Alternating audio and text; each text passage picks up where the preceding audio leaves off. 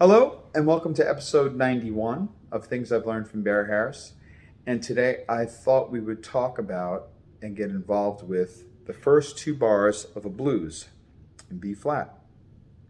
So you might say to yourself, wow, just two bars, but there is a lot in two bars that we can accomplish just in the little two bars. So if we say B flat 7, if we did Barry's scales, it would be B flat 7 up, and then E flat 7 up. So the first part of the blues is pretty easy. It's just B flat 7 up, E flat 7 up. That's it. So that's all we have to worry about for the time being. So one of the things that we can look at is, okay, I have to be able to do all the things I know on B flat 7, which is scale up and down, scale in thirds, scale in triads, scale in chords, half step below all those things, pivots, half step rules, all those things.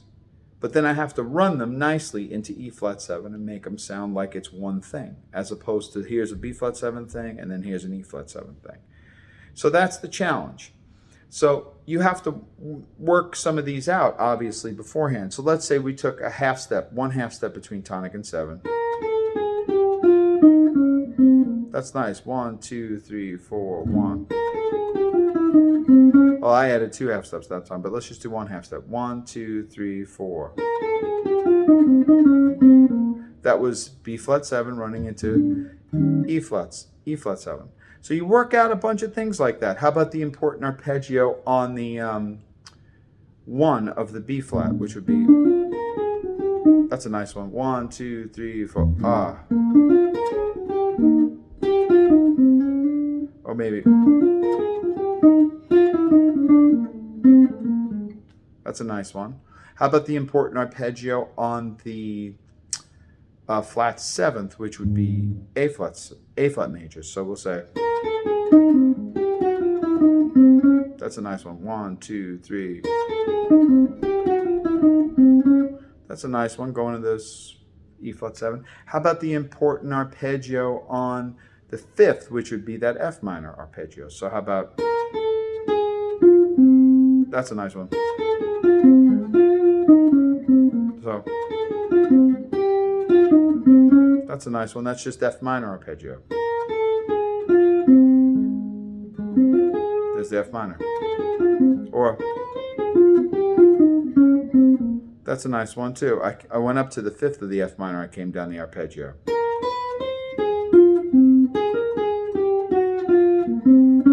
Nice one too. Those are all little pretty ways to run B flat 7 into E flat 7. I'm not thinking about much else.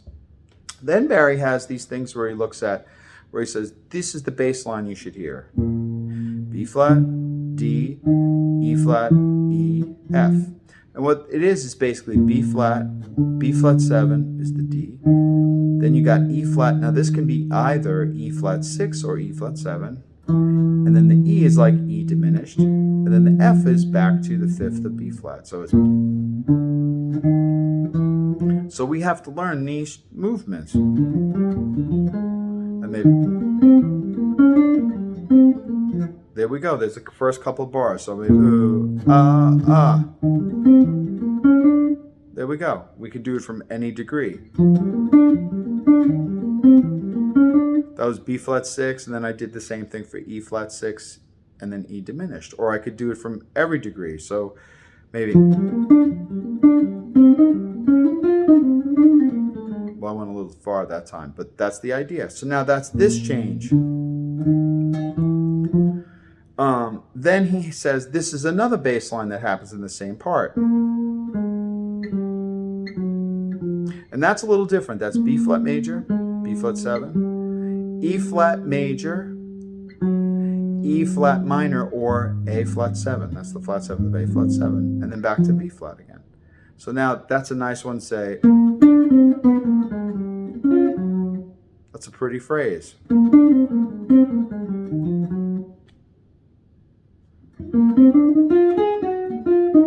That's 4 minor, or the E flat 7, or B flat 7 into A flat 7, which is really nice. That's another change that you could really work out a whole bunch of phrases for of this going to this. Another one is like well, we discussed this before. This. So if I wanted to skip all this, and then I could just play maybe B flat major, and then go right to diminished. That's a nice one. So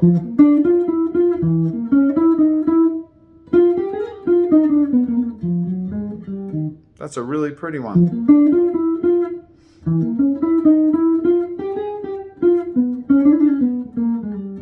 Those are really, I would never, and to be fair, I would never have thought to just practice B flat to B flat diminished. Not at this part. That's really pretty. And that implies both things. So let's see how many phrases we can come up with.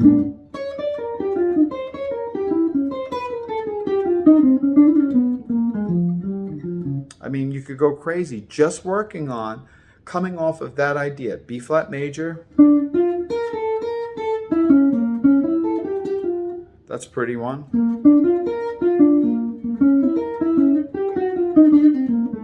I would never think to do that. Another one is like if we were just thinking this to E flat 7, obviously E flat 7, if we look at the top of it, if we play it like an E flat 9, which guitar players usually play, if we get rid of the E flat and we just look at those 4 notes on the top, it's going to give us B flat minor 6 sound. So we can simplify it and make it B flat major to B flat minor. So the first part we can think of as B flat major, B flat minor. That was just running up and playing B flat major and then B flat minor. Pretty. Again, first 2 bars of the blues. All this stuff. Another one that sometimes people play is just B flat, and then they play F7. So it's almost like a 2-5 in the beginning. So they'll play. So maybe they'll just play a basic B flat major to F7.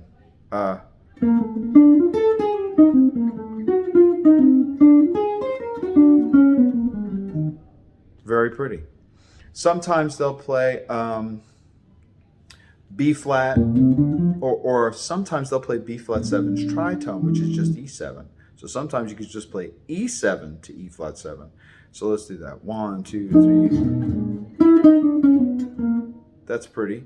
That's just 1 half step, starting on E, and then surrounding the 5th of E flat 7. So 1, 2, 3.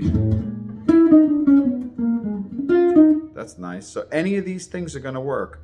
Let's come down a chord from the 2nd. That's a nice one. Come down a chord from the 2nd of E flat 7. E7. So 1, 2, 3. That's a nice one. Those are all E7 into E flat 7. So that's another way that we can think of the first couple of bars. There's another thing too, like sometimes there's a blues that goes to the relative minor, which is like Blues for Alice. So it's an F, but if we did it in B flat, it would be like B flat major. And then the second bar is like A half diminished to D7, which then ends up on G minor. So we have to learn how to play those also in the first 2 bars. So that would be like B flat major, and then F7 down to the 3rd of D. So the scales to that would be this. Maybe we could do B flat 7, and then, but we could also do B flat major. That's the scales. That's F7 down to the 3rd of D. So you have to learn how to play all those. So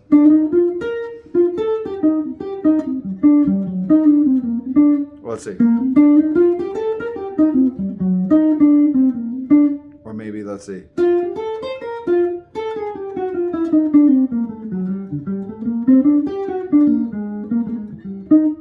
So that's learning how to play B flat into F7 down to the 3rd D. Now these are all of these are the first 2 bars of a blues. So again, this is what I often say about Barry's method is, for me, it's always been like a mirror. So like, here's this thing, and it forces you to look at yourself. How many different ways can I play B flat to E flat 7? I have the first two bars of the blues. If I never practiced anything else, if I just practiced the first two bars of the blues, how many different ways can I come up with it playing B flat to E flat? And then it happens in a lot of songs. B flat to E flat, B flat 7 to E flat 7, or B flat going to E flat happens in a million songs. So these are all things that you could do for all those kind of songs also. So, but it really makes you, if you really focus on the small things, these little small things, then you start to realize you can build a very nice foundation for yourself that's sturdy. So that when we keep moving on and keep learning how to play more movements, by movement I just mean this chord moving to this chord, then you realize, man, I can really have a nice vocabulary of things. But also, it makes you aware, and you can listen to other people, and you can even ask yourself, hey, when I listen to this person and I hear them play the blues, have they really checked out B flat going to E flat? Now I'm going to really listen, okay, somebody tells me, oh, listen to this person play. So I really listen, and they're playing the blues, and I say, okay, did they really check out this chord going to this chord?